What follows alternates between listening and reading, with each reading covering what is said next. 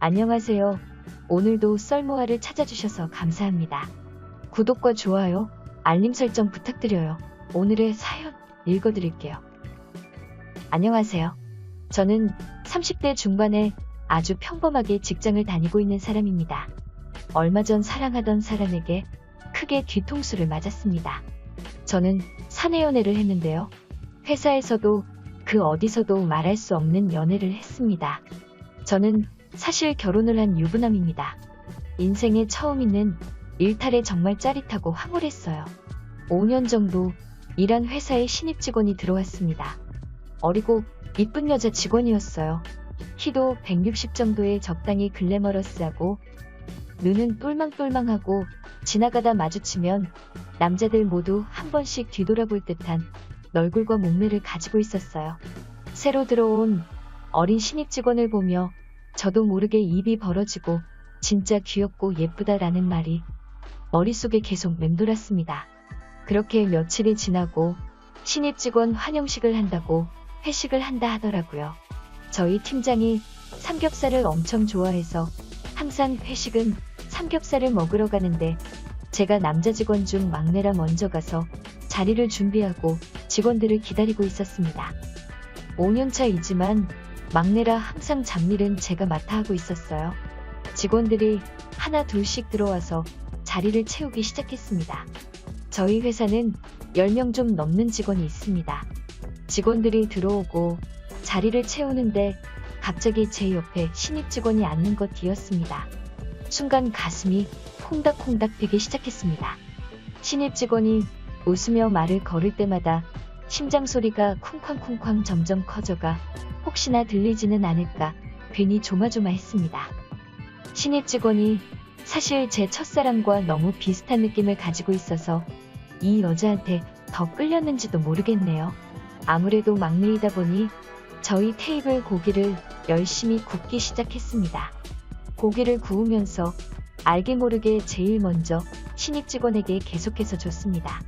조금이나마 먼저 가까워지고 싶은 마음에 은근슬쩍 계속 챙겨주었어요.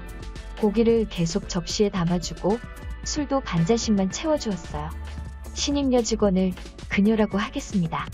그녀는 저에게 대리님도 좀 드시라고 얘기를 했습니다. 그 말이 뭐라고 가슴이 또 뛰기 시작했고 너무 오랜만에 느끼는 설렘이 제 머리를 온통 뒤집고 다녔습니다. 회식 자리가 무르익을 쯤 사장님은 그녀에게 인사말이라도 하라고 하셨고 그녀는 일어나서 부끄러워하며 많이 부족하지만 열심히 하겠습니다 하며 사랑스러운 인디언 보조개와 예쁜 목소리로 웃으며 얘기했습니다. 너무나 사랑스러웠어요. 하지만 저는 가정이 있기 때문에 이러면 안 되라고 마음속으로 외치고 또 외쳤습니다. 그렇게 마음을 다잡고 다시 고기를 굽기 시작했습니다. 옆자리에서 선배들이 주는 술을 넙죽넙죽 잘 받아먹는 그녀는 어느새 얼굴이 발그레해졌습니다. 얼굴이 발그레진 그녀는 더 귀여워 보였고 술이 조금 들어가서 기분이 좋아졌는지 저한테 생글생글 웃으며 말을 걸기 시작했습니다. 대리님도 고기 좀 드시고 저랑도 좀 한잔 해주세요. 라고 말을 했고 그때부터 그녀는 계속해서 말을 걸고 쌈까지 싸주며 저에 대해서 궁금한 게 많이 생겼는지 결혼은 했냐, 대리님은 어떤 스타일 좋아하시냐 물어보더라고요. 저는 내심 기분은 좋았지만 이러면 안 된다는 생각에 더 이상 깊게 착각하지 말자 주문을 외우고 또 외웠습니다. 그렇게 1차 회식 자리가 끝나고 사장님은 기분이 좋은지 2차를 가자고 했습니다. 2차는 술 파는 노래방을 갔어요. 제일 큰 룸을 빌려 노래를 부르고 괜스레 속이 타서 맥주만 벌컥벌컥 들이켰습니다. 저는 참고로 노래를 잘 못해서 탬버린만 치고 흥만 돋구고 있었죠. 그러던 중 사장님께서 그녀에게 신입 직원도 노래 하나 해보라고 얘기를 하셨고 신입 직원은 흥을 돋구려고 했는지 땡벌을 불렀습니다. 그냥 하나하나 다 이뻐 보였어요. 어린 나이에 사회생활을 잘 해보겠다며 귀엽게 땡벌을 부르는 게 너무 귀여웠습니다. 삼겹살 먹으며 한마디 할 때 쑥스러워하던 모습은 어디로 갔는지 정말 잘 놀더라고요. 그렇게 회식 자리가 끝나고 저는 선임들을 챙겨보내며 뒤치다꺼리를 하고 있었습니다. 마지막으로 그녀를 택시 태워서 보내려는데 그녀가 대리님, 오늘 잘 챙겨주셔서 너무 고마워요. 나중에는 저희 둘이 술 한잔해요 라고 말하더군요. 그날 집에 가서 샤워를 하고 자려는데 그 말이 머릿속을 맴돌아 잠을 못 자겠더라고요. 와이프는 세상 모르고 옆에서 곤히 자고 있는데 말이죠. 오랜만에 설레는 이 마음을 어떻게 하면 좋을지. 나중에 둘이 술 한잔 하자는 그녀의 모습이 왜 이리 아른거리는지 밤잠을 설쳤네요. 다음날 회사에 출근하니 자리에 술께는 음료와 함께 메모가 남겨져 있더라고요. 어제 챙겨주셔서 고맙다고 숙취 음료 드시고 힘내시라고 적혀 있었어요. 그리고 작은 글씨로 대리님 오늘 시간 있으세요? 라는 메모를 남겨놓고 갔습니다.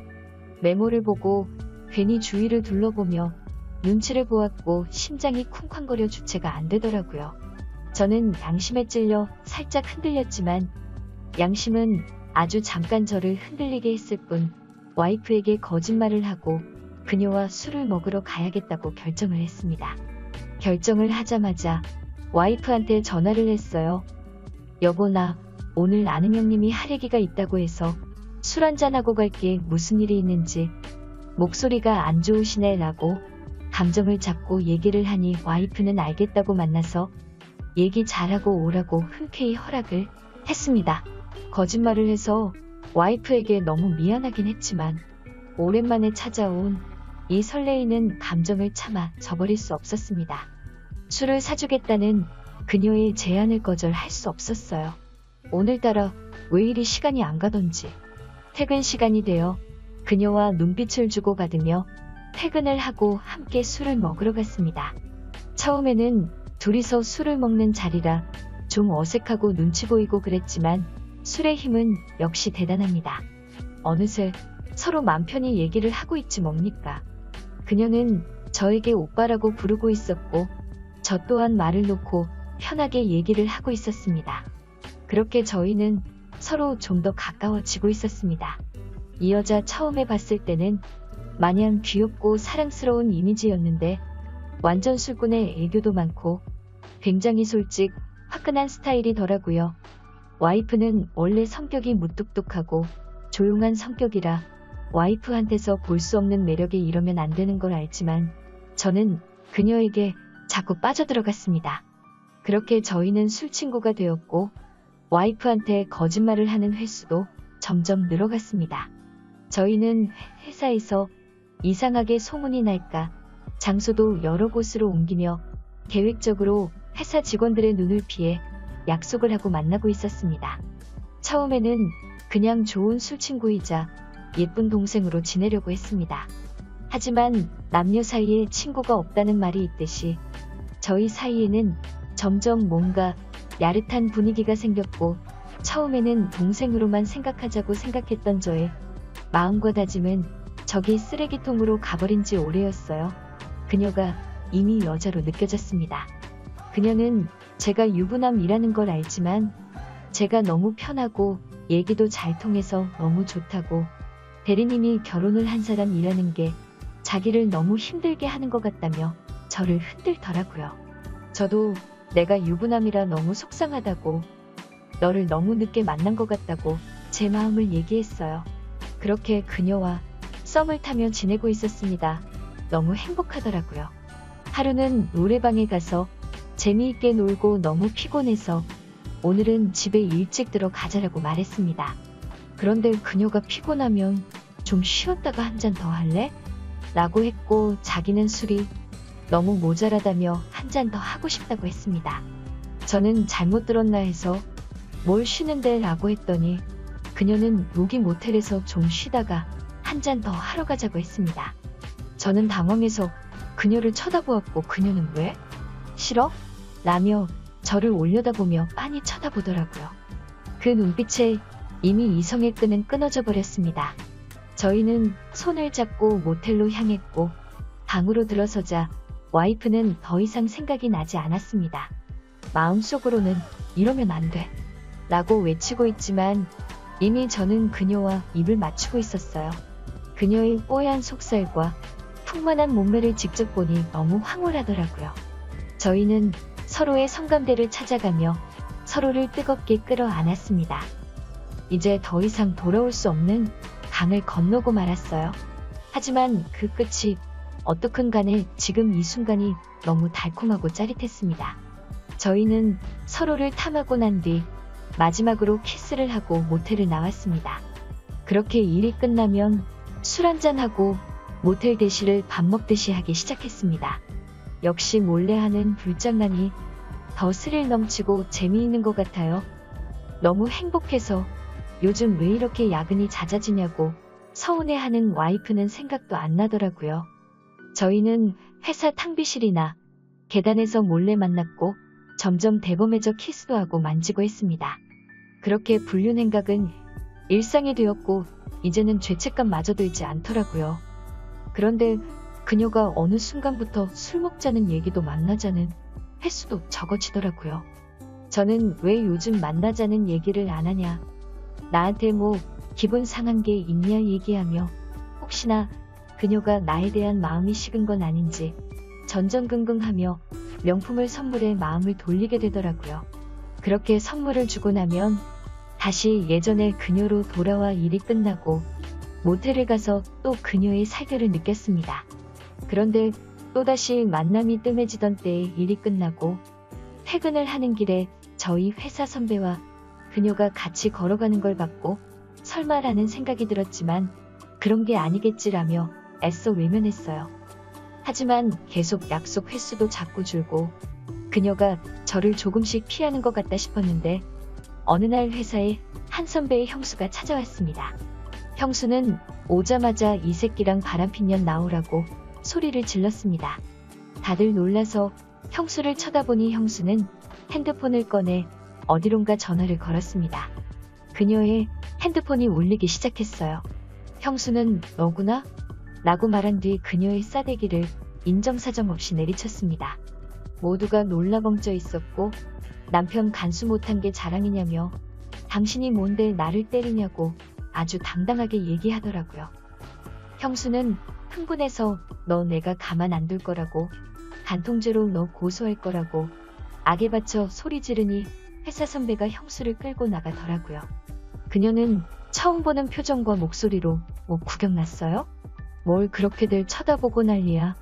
소리를 지르더니 가방을 챙겨 나가더라고요. 그녀와 불륜행각을 벌였던 저는 가슴이 철렁 내려앉았고 그러면서도 그녀에 대한 배신감에 왠지 모르게 가슴이 아팠습니다. 불륜이긴 해도 정말 사랑했는데 마음이 아프다 못해 찢어졌습니다.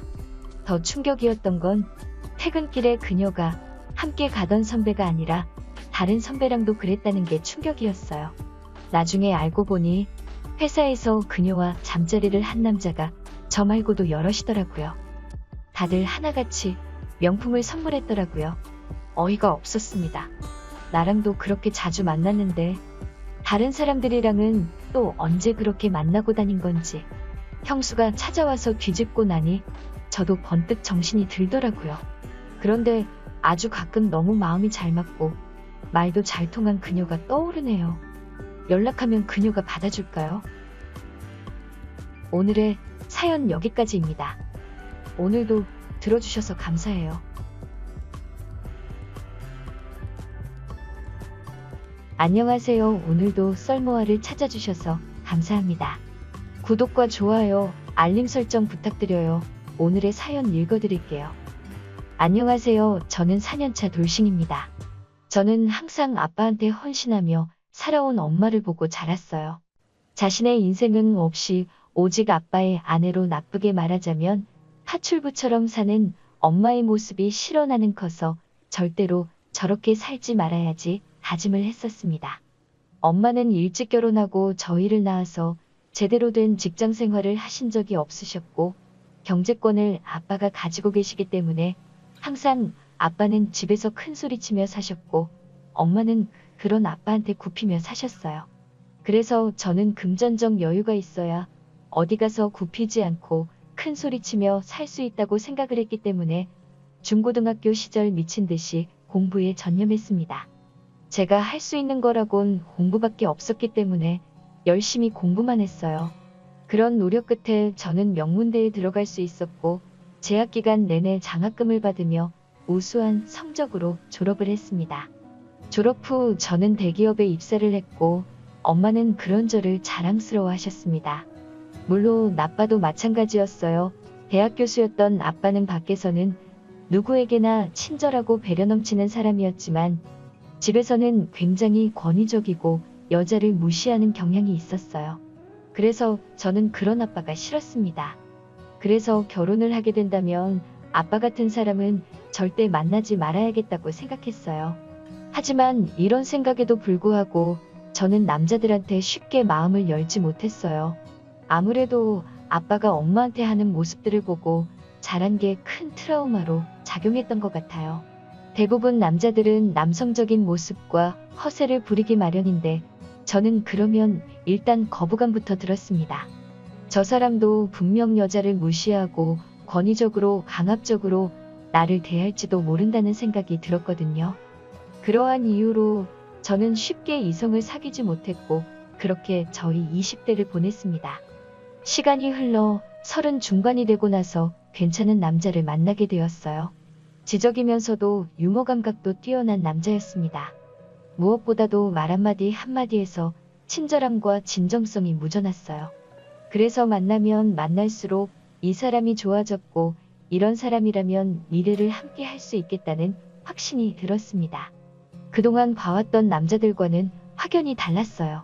항상 제 의견을 존중해 주었고 배려심도 많았어요. 저는 그런 모습에 혹해서 짧은 만남에 급하다면 급하게 결혼을 진행했습니다. 역시 결혼은 현실이었던 걸까요? 결혼을 하고 나니 그 사람의 실체가 드러나기 시작했습니다. 남편은 심각한 마마보이였어요. 저는 그걸 결혼하고 나서야 알게 됐지 뭐예요. 하루는 뜬금없이 이사를 가자더라고요. 이제 막 결혼해서 들어온 신혼집을 빼서 이사를 가자니 이게 말이나 되는 소리예요? 계약 기간도 한참 남았는데 갑자기 이사를 하면 손해가 얼만데 이 사람이 왜 이러나 싶었죠. 남편이 이사를 가자는 이유는 시댁 근처로 가는 게 좋을 것 같아서래요. 뭐 시댁 근처로 이사를 가자고? 갑자기 왜? 우리 여기 들어와 산지 몇 개월도 안 됐어. 처음에 신혼집 구할 때 회사랑도 가깝고 버스랑 전철역도 가까워서 교통도 편리하고 좋다며. 근데 무슨 이사야. 여긴 엄마네랑 멀어서 엄마가 우리 둘 다 일하는데 뭐 좀 챙겨주고 싶어도 오고 가는 게 너무 힘들어서 아무것도 못 해주겠대. 엄마 옆에 살면 반찬도 매번 가져다 주시고 얼마나 편해. 그러니까 어머님 때문에 이사를 가자는 거야. 반찬 안 가져다 주셔도 돼. 내가 해도 되는 거고 요즘 반찬 가게가 얼마나 잘 되어 있는데 어머님도 힘드시게 안 챙겨주셔도 된다고 그래. 나는 엄마가 해주는 집밥 먹고 싶어. 너는 일한다고 늦어서 나도 저녁 먹고 들어오거나 반찬 사온 거로 먹는데 내 입맛에도 안 맞아. 그리고 엄마가 챙겨주신다는데 서운하시게 어떻게 하지 말라고 하냐? 그 일로 남편과 며칠을 싸웠는지 몰라요. 남편은 제가 우리도 독립을 해서 한 가정을 이뤘으면 우리가 알아서 살아야지. 왜 어머님 힘드시게 도움을 받으려고 하냐? 얘기하면 그런가 하면서 수그러들었다가도 어머님이랑 연락만 했다 하면 다시 말이 바뀌더라고요. 그래서 자꾸 어머님 말 한마디의 태도가 확확 변하는 이런 사람이랑 계속 같이 살아야 하나 싶었습니다. 자기야, 지금 이사 가면 손해가 얼만지 알아? 집주인이 안 된다고 하면 그것도 문제고 우리 이사 비용도 그렇고 생각할 게 한두 가지가 아니야. 나도 이사 비용 때문에 엄마한테 얘기해봤는데 엄마가 보태주시겠대. 집주인이 당장 전세금 못 준다고 하면 그 돈 언제 받게 될지도 몰라. 계약 기간이 한참 남았다고 우리가 가고 싶다고 해서 마음대로 갈 수 있는 게 아니라고. 아, 그런 거야. 나는 몰랐네. 머리를 극적이면서 어떻게 하지 하는데 진짜 답답하고 숨이 턱턱 막히더라고요. 사람 좋은 줄만 알았던 모습들이 그냥 바보같이 멍청했던 거였어요. 이사 문제 관련해서는 그렇게 해결되나 싶었는데 남편이 밤에 와서는 딴소리를 하더라고요. 전세금 당장 못 받아도 괜찮을 것 같아. 엄마가 돈 해주시기로 했어. 왜 자꾸 말이 바뀌는 거야? 그렇게까지 해서 꼭 이사를 가야 해? 그리고 전세금 묶여있는 채로 어머님한테 돈 받아서 이사를 해야 되는 거야? 무슨 상관이야. 어차피 엄마가 해준다는데 그냥 우리는 이사하면 되는 거지. 진짜 말이 너무 안 통하고 무조건 대화의 끝은 이사 가자여서 도저히 안 되겠다 싶었어요. 그래서 저는 시댁에 가는 날 시어머니랑 단판을 지어야겠다고 생각했습니다. 시댁에서 점심을 먹고 남편은 잠깐 친구한테 뭐 받으러 갔다 온다고 만나러 나갔고, 저는 이때다 싶어 어머님한테 얘기했습니다. 어머니, 저희 그냥 지금 사는 집에서 계속 지낼게요. 저희 출퇴근하기에도 너무 편하고 계약 기간도 많이 남아 있어서 세입자 못 구하면 전세금 언제 돌려받을지도 모르고요. 넌 니들 출퇴근하기 힘든 것만 생각하고 늙은 시임이 힘든 건 생각 안 하니? 그리고 돈은 내가 해준다는데 뭐가 문제야? 어머님도 말이 안 통한다 싶었어요. 왜 남편이 자기 엄마만 만나고 오면 말이 달라지는지 알 것 같았습니다. 그리고 더 웃긴 건 그 다음이었어요. 듣자 하니 넌 이 남편 아침밥도 안 챙겨준다며? 바쁘다고 저녁도 잘 안 준다면서 네가 그럼 집에서 도대체 하는 게 뭐니? 고작 빵 쪼가리에 우유에 뭐 말아먹고 다닌다는데 내가 얼마나 억장이 무너졌는지 아니? 내가 애지중지 귀하게 키운 자식인데 맞벌이 한다는 핑계로 여자가 집안일 팽개치고 사는 모양인데 나는 그런 꼴 절대 못 본다 그리니 앞으로는 아침밥은 꼭 챙겨 먹여라. 아니 바쁜 아침에 빵이랑 시리얼이라도 챙겨주는 게 뭐가 문제예요? 그리고 집안일은 저 혼자만 해야 되는 건가요? 저도 똑같이 밖에서 일하고 돈 버는데 왜 제가 남편 아침 밥상을 차려야 되냐고요. 한참 어머님이랑 얘기 중이었는데 마침 남편이 들어왔어요. 그리고는 눈치도 없이 끼어들더니 한다는 소리가 맞아 엄마 나는 진짜 집밥 체질이라 빵 같은 거는 먹기가 싫더라고. 자기야 내일부터는 이제 아침밥 해줄 거지? 엄마 앞에서 얼른 약속해. 이거 봐라. 한국 사람이면 밥을 먹어야지. 그깟 빵조가리로 힘이 나서 일이나 제대로 하겠니?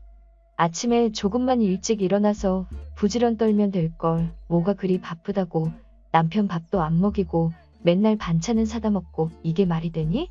정말 두 사람 대화를 듣고 있자니 어이가 없어서 말문이 막혔습니다. 네가 아침마다 갓 지은 뜨끈한 밥에 찌개랑 반찬에서 차려줄 자신 있으면 거기서 쭉 살고 그런 거 아니면 당장 이사와. 어머님은 말도 안 되는 요구를 하시고는 방으로 들어가셨어요. 그날 밤 집에 돌아온 저는 밤새 잠이 하나 뒤척였습니다. 그런데 눈치 없는 남편놈은 아주 코를 골면서 잘만 자더라고요. 결국 우리 부부는 전세금은 세입자가 구해지는 대로 돌려받기로 하고 이사를 했습니다. 그리고 그 순간부터 지옥 같은 생활이 시작됐습니다. 어머님은 새벽 5시부터 저희 집에 오셔서는 남편 아침상을 차리셨어요. 집 비밀번호는 남편놈이 알려줬습니다. 어머님이 새벽같이 오실 때마다 남편은 어른이 일하시는데 너는 잠만 잘 거냐고 절 깨우기 일쑤였습니다 하는 수 없이 몇 번은 나가서 거들었지만 도저히 안 되겠더라고요. 한 번은 화가 치밀어서 남편한테 소리를 질렀습니다. 그럼 당신이 나가서 도와드려. 당신 때문에 어머님이 오시는 거지. 아 챙겨주시려고 오시는 거야? 제 말에 글쎄 남편이 쪼르르 어머님한테 달려가서 뭐라고 했는지 아세요? 엄마 집사람이 나 때문에 엄마가 우는 거니까 나보고 나가서 도울에 자기는 아침밥 먹지도 않는데 왜 자기가 나가냐고. 와 저는 그제야 제가 바보 같은 마마보이랑 결혼을 했다는 걸 뼈저리게 느꼈습니다. 그 말에 시어머니는 오발대발 하셔서는 침실 문을 벌컥 열고 들어오셨어요. 야 내가 언제 너더러 나와 도우랬니? 니들 아침 차려주느라 새벽같이 와서 이 고생을 하는데 시엠이 고생하는 거 보고 도와줄 생각은 못할 망정 남편 시켜 먹으려고 해. 어디서 배워먹은 버르장머리니? 니네 친정에선 그렇게 가르치디? 가정교육을 대체 어떻게 받은 거니? 더는 안 되겠다 싶었어요. 그놈의 아침밥이 뭐라고 새벽부터 찾아와서는 가정교육 얘기하며 친정까지 들먹이며 이 난리인지. 한평생을 아빠를 위해 헌신하는 엄마가 지긋지긋해서 일을 갈았는데 이러다간 제가 그 꼴이 나겠더라고요. 어머니 죄송한데 아침밥 하러 오시는 것 이제 그만하시면 안 돼요?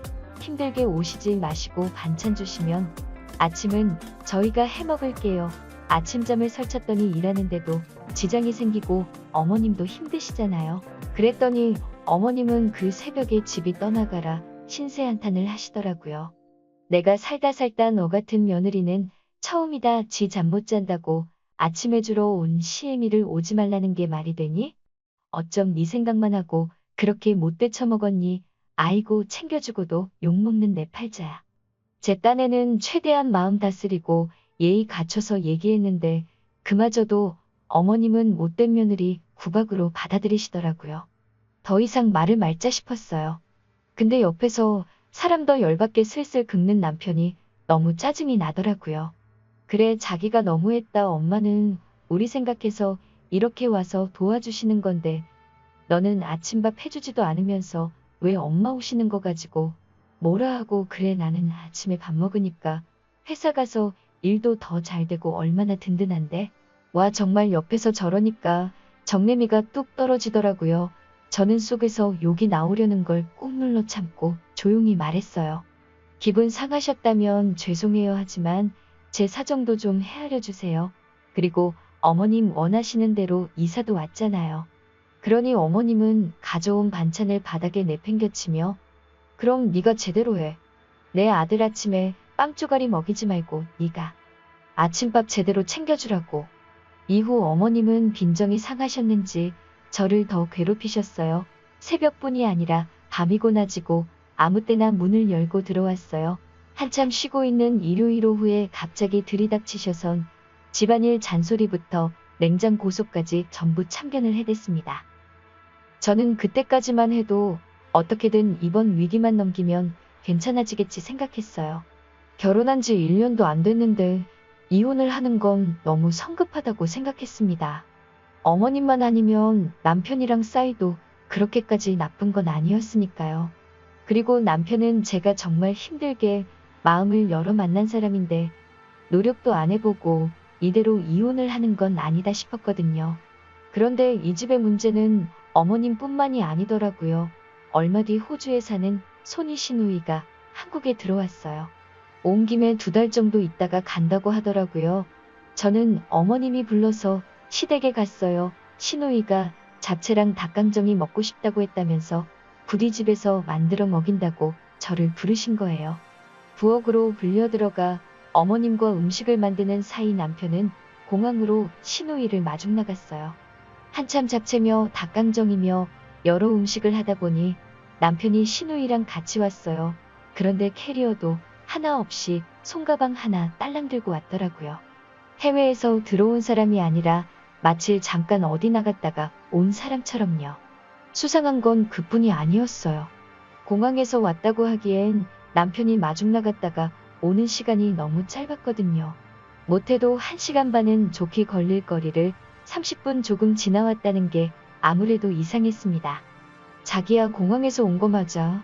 주말이라 차도 많이 막혔을 텐데 어떻게 이렇게 빨리 왔어?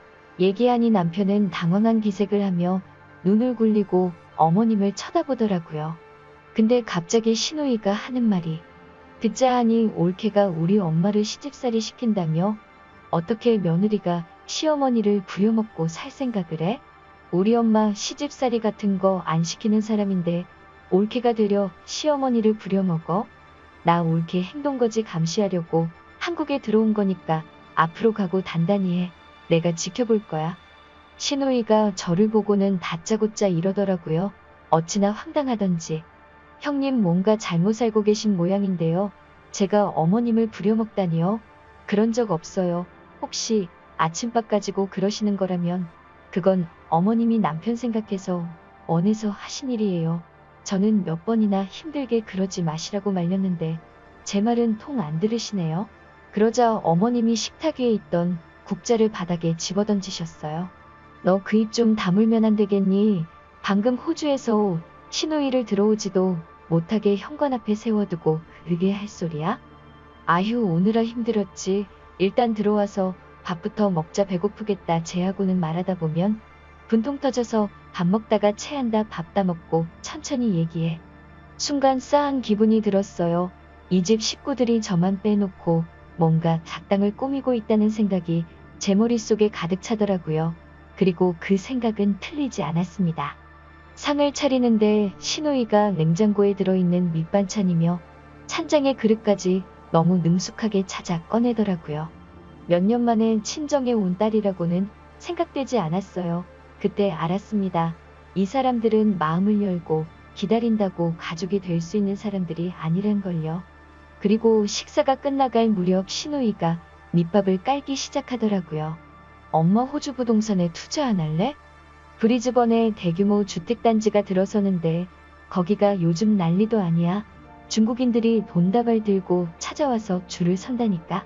다행히 우리 그이가 그쪽에 아는 사람이 있어서 좋은 걸로 하나 떼어준다 그랬어. 들어보니 너네 전세집 내놨다며?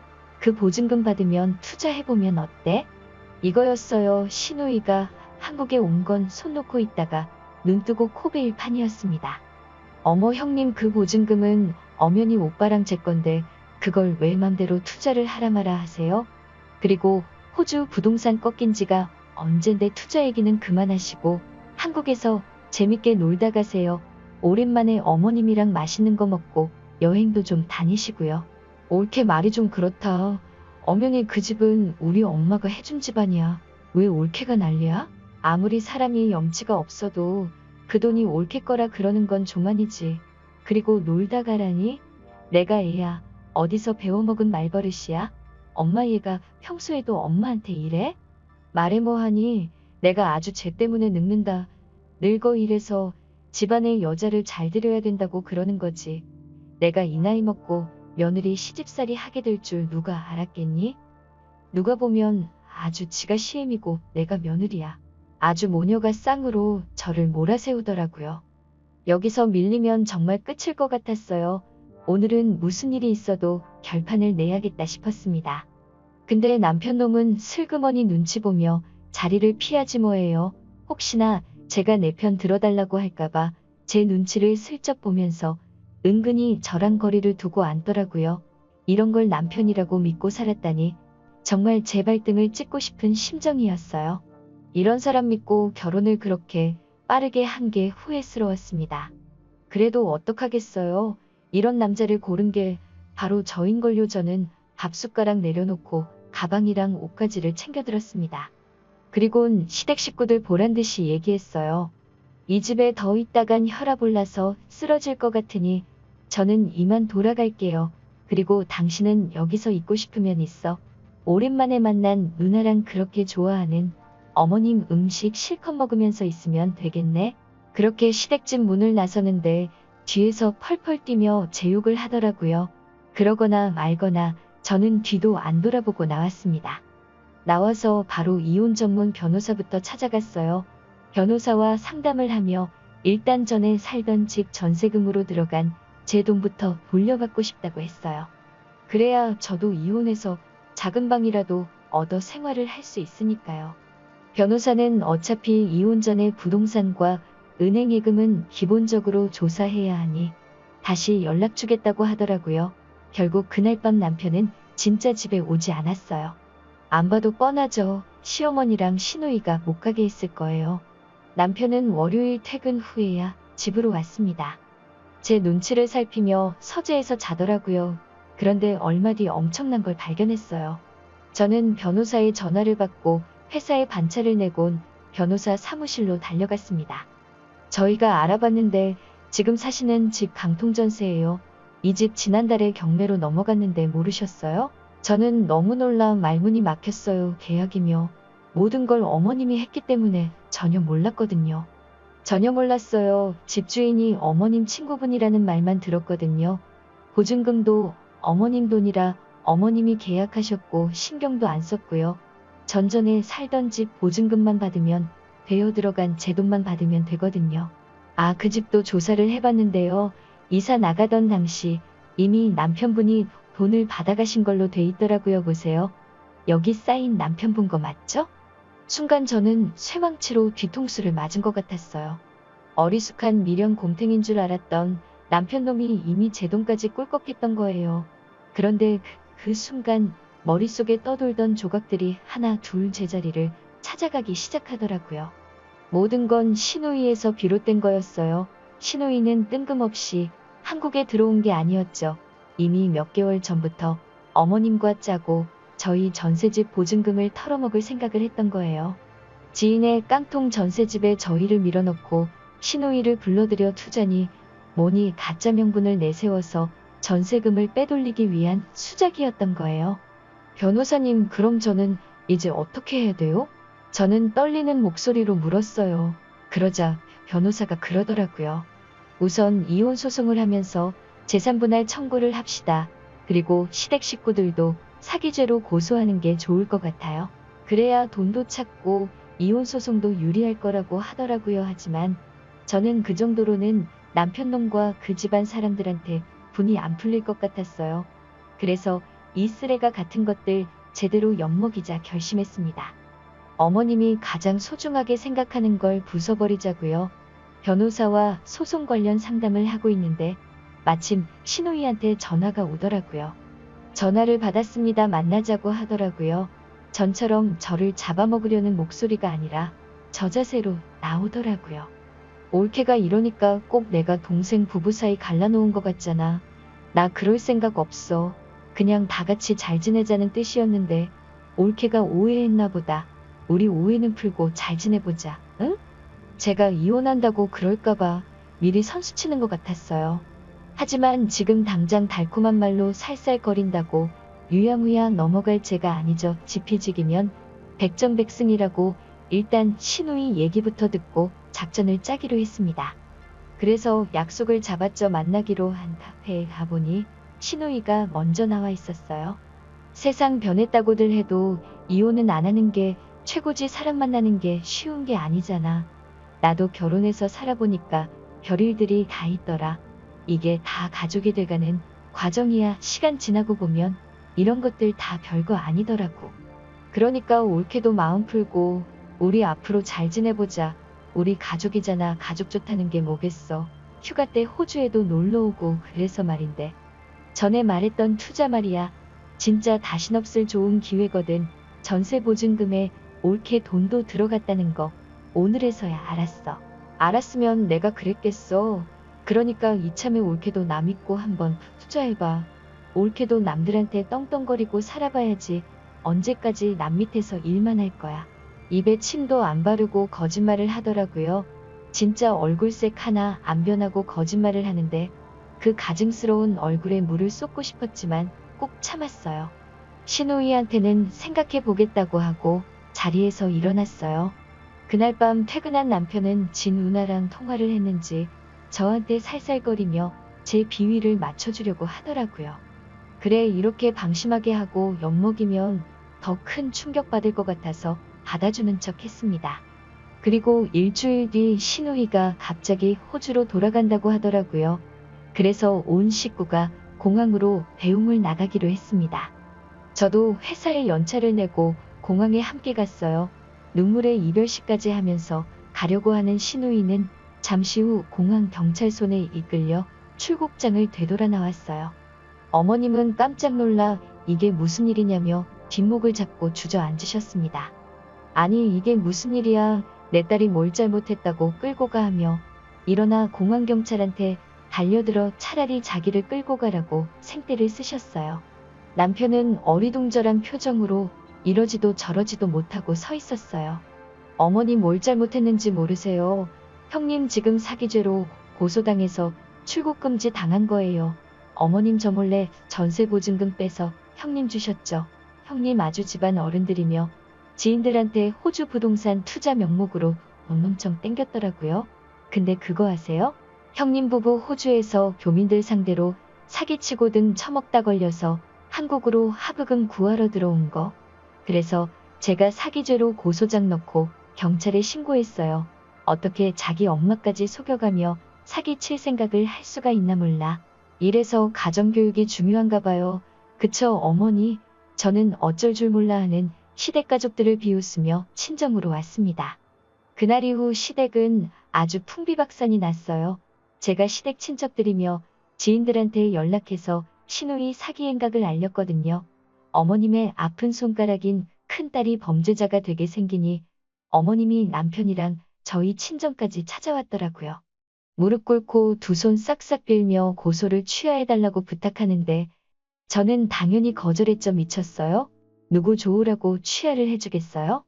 그리고 제가 취하한다고 한들 그 많은 사람이 사기를 당했는데 그 사람들은 가만히 있겠어요? 제가 거절을 하자 어머님은 표정을 싹 바꾸더니 제 머리채를 잡으며 저한테 욕을 퍼부으시더라고요. 그 모습을 본 저희 엄마가 물컵에 있던 물을 뿌리고 배추 절이는 굵은 소금 한 포를 가지고 와서 시어머니한테 뿌렸어요. 소금 뿌리면서 정신 차려 이 미친 늙은 여자야. 어디 감히 남의 귀한 딸한테 욕짓거리야. 딸이랑 같이 감옥 가기 싫으면 당장 우리 집에서 나가. 네 놈도 마찬가지야. 이 덜 떨어진 마마보이 자식집 마누라 하나 못 지키고 그저 지 엄마 말에 이리저리 끌려다니는 게 무슨 남자라고 당장 나가. 결국 모자는 씩씩거리며 저희 집에서 쫓겨났고 그 후로는 찾아오지도 않았어요. 그 후로 저는 거의 1년을 가까이 법원에 들락거렸습니다. 그래도 어쩌겠어요. 제가 사람 보는 눈이 없어 결혼하고 생긴 일이니 제가 정리를 해야죠. 그렇게 한참 지나 드디어 모든 재판이 끝이 났고 저는 승소했습니다. 제가 냈던 보증금은 물론 위자료까지 받아냈어요. 그리고 형님은 현재 형무소에 수감 중이에요. 어머님은 늦음하게 징역 사는 딸내미 수발까지 들게 되었네요. 남편 놈은 엄마 때문에 자기 인생 망쳤다고 법원에서 생난이를 치고 난동을 부리다가 구류 5일에 유치명령 5일을 받고 구치소에 있어요. 남편 놈은 엄마랑 연 끊고 살겠다고 자기가 잘못했다고 용서해달라고 비는데 무시해버렸습니다. 이제 저는 온전히 자유의 몸이 되었습니다. 물론 이혼녀라고 하면 주변 시선이 조금씩 달라지는 게 느껴지기는 하지만 저는 이혼하길 잘했다고 생각해요. 잘못된 길로 들어섰다면 끝까지 가볼 게 아니라 돌아 나오는 게 방법이라고 생각합니다. 저의 짧았던 결혼 생활은 제 인생에서 가장 뼈아픈 기억으로 남을 것 같아요. 하지만 저는 이 경험을 발판 삼아 더 단단한 사람이 되도록 멋진 사람으로 살아갈 생각입니다. 제 얘기 들어주셔서 감사해요. 오늘의 사연 여기까지입니다. 오늘도 들어주셔서 감사해요.